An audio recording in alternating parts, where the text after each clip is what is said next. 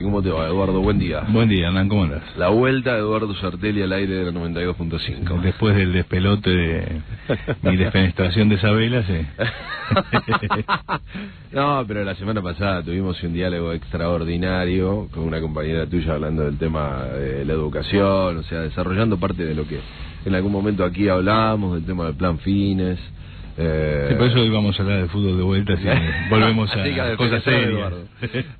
No, hoy tenemos algunas cuestiones que me parecen interesantes recorrer, si bien en más de una ocasión hablamos de la situación de la deuda y la negociación que la Argentina de aquí al miércoles debería poner en práctica. Bueno, ya hay mucha agua que ha pasado bajo el puente sobre esto, pero ayer aparece como uno de los temas que hoy son eje de muchas críticas y discusiones, y bueno, obviamente ocupa varias páginas en el matutino, en el diario Clarín, producto de que es una investigación que ayer se mostró en el programa de Jorge Lanata y que muestra la connivencia de una persona que está condenada, como el padre Julio César Grassi, la relación y el poderío que sigue teniendo tras las rejas, el manejo de toda una estructura nefasta que le quita comida a los chicos para respaldar la figura de Grassi dentro de la cárcel y negociar sus condiciones dentro de la cárcel, la situación patética que atraviesan quienes están en el sistema carcelario argentino, las necesidades. Digo, me parece que hay un montón de focos como para abordar esto, ¿no? Sí, ahí es interesante tomar esto como una anécdota de el lugar de la Iglesia argentina en la vida argentina, de la Iglesia Católica en la vida argentina, y la trama y la estructura del poder que se mueve detrás de este episodio. Es interesante lo de Grassi porque pensemos que el Papa es argentino. Sí. El Papa está librando una cruzada mundial contra la pedofilia y delitos de orden sexual dentro de la Iglesia, y Grassi parece que tiene el privilegio de que no lo toca ni siquiera el Papa. O sea, no he escuchado yo una sola palabra en relación a este asunto de parte de la máxima autoridad de la Iglesia, que es argentina y que además está en una campaña publicitaria mundial. ¿Vos lo planteás efectivamente sobre la figura de Grassi o sobre la pedofilia en general en la Iglesia? El problema de la pedofilia es en este caso un disparador, ¿sí? No es tan importante. Eso es un tema que nos llevaría por otro lado, por la historia de la Iglesia en general, por la historia de las morales y costumbres occidentales, y por el lugar del papado de Francisco en la actualidad. A mí me interesaría más ver este asunto en relación al poder de la Iglesia en la historia argentina y en su actualidad. ¿Por qué te digo esto? Porque lo primero que suena extraño es el enorme poder de este personaje. Este personaje, durante años logró escapar a cualquier definición de su juicio. Consiguió hacerlo mediante una serie de argucias legales que tienen que ver con abogados que han tenido una enorme astucia procesal y que han logrado mantenerlo afuera de la cárcel cuando cualquier hijo de vecino hubiese estado todo este tiempo tras las rejas. 11 años. Nadie sabe cómo se pagó eso. ¿Sí? Ahora nos enteramos que las donaciones que iban a parar a la fundación sirven para mantenerlo en lugar de privilegio, un precio VIP. Pero este lugar de privilegio lo ha tenido siempre, es decir, ha sido defendido por personalidades de la más alta estima de la Iglesia, ha sido defendido por el establishment local, a pesar de que las pruebas en su contra son abrumadoras. La pregunta es, primero, ¿por qué tiene este lugar? Y el primer punto es que es un hombre de la Iglesia. Y la Iglesia en la Argentina tiene una historia y un presente que la colocan en la primera línea del poder político y social. Recordemos brevemente la historia. La Iglesia en la Argentina nunca fue un peso importante hasta la década del 30. Es decir, a diferencia de otros países latinoamericanos, la Iglesia argentina siempre fue más bien débil. La Iglesia en el poder colonial en Perú, en México, siempre ocupó un lugar muy sustantivo. Tenía una estructura territorial muy poderosa, era parte del poder feudal de una manera muy evidente. En el Río de la Plata su presencia siempre fue mucho más limitada. No solamente fue más limitada, sino que la Revolución de Mayo significa, como todas las revoluciones burguesas, un ataque muy profundo a las estructuras eclesiásticas. Pensemos en que el liberalismo es, por definición, enemigo histórico de la Iglesia Católica. Pensemos entonces en personajes como Rivadavia o Moreno o Belgrano y nos vamos a dar cuenta por qué la Iglesia no tiene un papel importante en estas tierras después de la Revolución. Incluso podemos estirarnos hasta Roca, es decir, hasta un gobierno como el de Roca le quita a la Iglesia todo peso en la estructura económico-administrativa de la Argentina. Pensemos en la ley de matrimonio civil. O sea, antes uno se casaba en la Iglesia, ahora te casa el Estado. Pensemos en la ley de educación, que separa a la Iglesia de la educación. Es decir, vemos como en el gobierno de Roca hay una separación, un distanciamiento del poco peso que la Iglesia tiene en la Argentina, todavía un distanciamiento mayor. Esto va a ser así hasta la Semana Trágica. O sea, hasta la Semana Trágica la Iglesia va a estar al costado de la élite. Y los miembros de la élite que pertenecen a la Iglesia son personajes más bien segundones. La Semana Trágica en Argentina va a poner sobre la mesa la necesidad de la conciliación de clases. La Semana Trágica es la aparición del fantasma de la Revolución en la Argentina por primera vez, y genera una enorme conmoción ideológica y política en un mundo ideológico ya convulsionado. Recordemos que hacia fines del siglo XIX la Iglesia se está postulando con una ideología que estaba presente en la Iglesia ya desde la época de San Cayetano. En la Argentina San Cayetano es el santo del trabajo. Sí, sí. Pero en realidad San Cayetano, un noble italiano del siglo XVII, es el que elabora la ideología de la conciliación de clases. Es decir, que los ricos tienen que dar algo a los pobres para que la cosa no estalle. Esa ideología se va a poner muy de moda en la Iglesia y va a aparecer como un papel dominante después de la Comuna de París, hacia 1870. La idea de que la Iglesia puede reconciliarse con el capitalismo y el capitalismo le puede encontrar a la Iglesia una función, a saber cuál, establecer esta ideología de la conciliación de clases. El capitalismo es una sociedad en la cual si nos portamos bien se puede vivir. Portarnos bien quiere decir ser generosos, ser caritativos. Y ese equilibrio lo consigue la Iglesia. Y ese equilibrio, la Iglesia se postula como el aparato ideológico del capitalismo que establece como, digamos, ideología dominante la conciliación de clases. Eso en la Argentina aparece muy fuerte en la Semana Trágica. De hecho, incluso hay un episodio de la Gran Colecta Nacional que el Monseñor D'Andrea, el obispo de Buenos Aires, lleva adelante para juntar plata para los pobres. Eso se va a afianzar a lo largo de la década del 20 y sobre todo en la década del 30.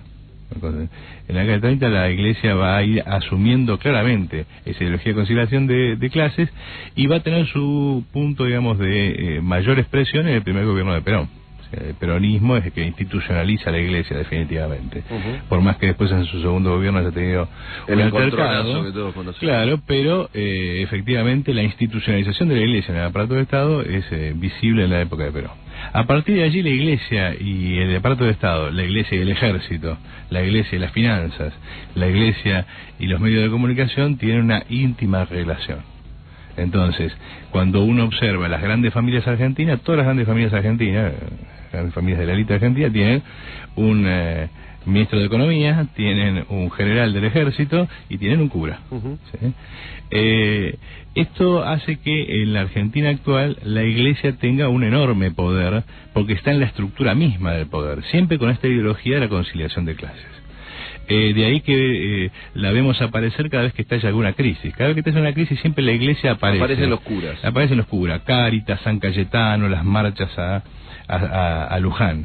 Incluso este poder de la Iglesia, este lugar, es reivindicado permanentemente por los medios. La idea de que la Iglesia siempre tiene como un lugar de escucha en la población, la gente la considera como una entidad respetable, cosa que nunca se ha medido realmente. Es más, nunca se ha medido realmente cuán católica es la Argentina. Digamos, para dar una idea. Hoy sería una encuesta que cotiza alto. Sería una encuesta que cotiza alto, pero si yo creo que si se hiciera bien, no sé si dan las cifras que se supone que se van a dar. Doy un ejemplo, creo que alguna vez lo comenté. Cuando se hacen las marchas a San Cayetano, o sea, va la gente a San Cayetano a pedir trabajo, a agradecer que se dio trabajo, todos los días titulan al otro día 1 millón de personas en San Cayetano. Lo mismo cuando se hace la marcha a Luján, 1 millón de personas. Es el número. Es como el número target mítico.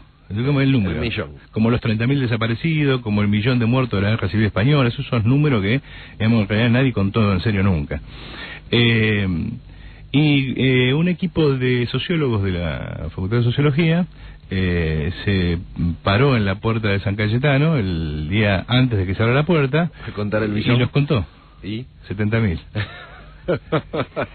Año 2003. Se terminó todo. O sea, de 2003, o sea, lo estamos hablando. Ganado, con el cuenta ganado, claro.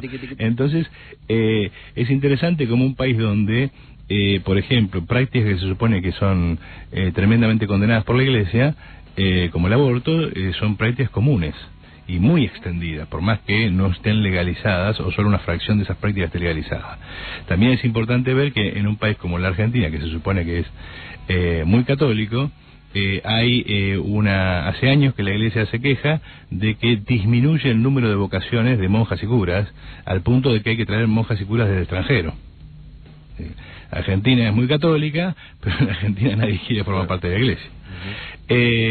Es obvio que el nombramiento de Francisco al frente del papado le ha puesto a la Iglesia argentina, digamos, un lugar de privilegio en la mentalidad de los argentinos, porque, digamos, es como tenemos a Messi, tenemos al Papa y ya tenemos casi todo. Dios ya era nuestro. ¿Sí? Dios ya era nuestro, efectivamente es así.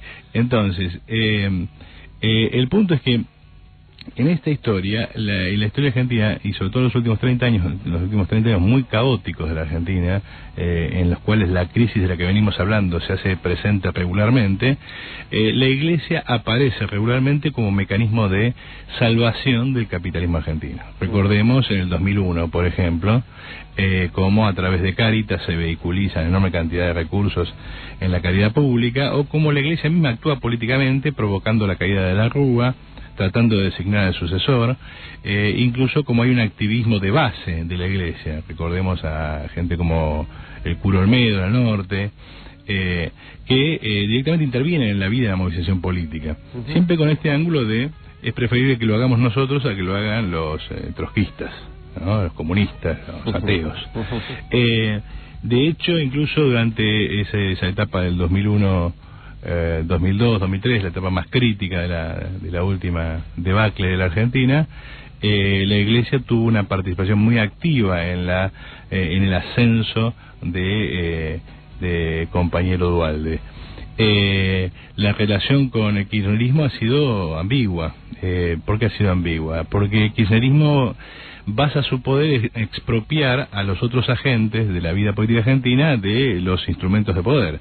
En la medida en que la caridad está en manos de la Iglesia, el Estado se amputa, y el que maneja el Estado se amputa de una vinculación directa con las masas que le permite hacer política y controlar y construir un poder. Es por eso que toda la disputa por los planes sociales, la reconstrucción del aparato de asistencia social, ha alejado al kirchnerismo de la Iglesia. Lo que aleja al kirchnerismo de la Iglesia no es tanto la ideología supuestamente atea o izquierdista del kirchnerismo, sino esta disputa por quién ejerce el dominio de las masas en torno al manejo de la caridad. Entonces, de ahí que la Iglesia intervino incluso directamente. Pensemos, por ejemplo, cuando se intentó la reforma constitucional en Corrientes para reelegir al gobernador, que la Iglesia se opuso, e incluso puso un nombre suyo ahí en esa disputa, que incluso le ganó las elecciones a Néstor. De modo que, como lo vemos, de hecho incluso la oposición, buena parte de la oposición, se disputa ser el elegido de Francisco, es decir, a ver, ¿quién es el elegido de Francisco? ¿Quién es el candidato de Francisco? ¿No? Mucha gente supone que Carrió, pero en realidad el elegido de Francisco es Macri, ¿no? Ese es su candidato.